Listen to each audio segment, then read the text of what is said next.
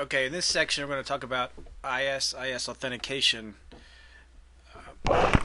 Right now what we have is a basic two router setup where router 1 and router 2 share a common Ethernet subnet, and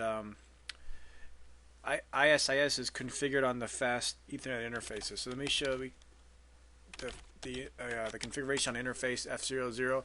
This is the same as R1 essentially, so we can see that we have an R1 neighbor. So what I want to do is enable authentication and watch the adjacency get torn down.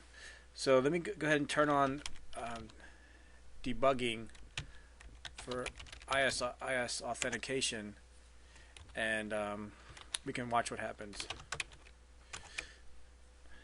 So the first thing we need to do is have a keychain.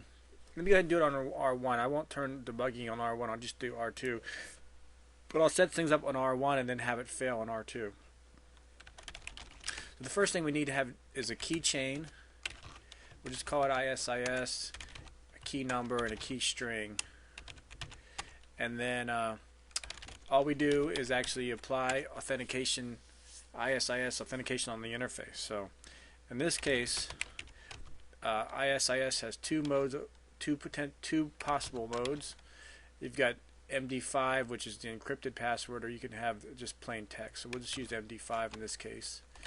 And here's how we apply keychain, just by applying the name there. So we should see the authentication go down here in a second. R1, something happens, so you have an authentication fail. So if we configure things on R2 the same way, of course key strings have to match. Okay, I'm going to set the same mode. Actually, I'll show you what happens if you just do text mode on one side and MD5 mode on the other side.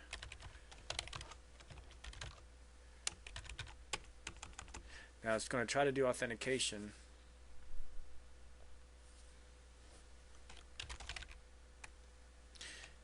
There's some of our debugging packets and our normal packets. So we have a different mode. So what we want to do is go ahead and change the mode back to MD5, and we should get authentication at that point.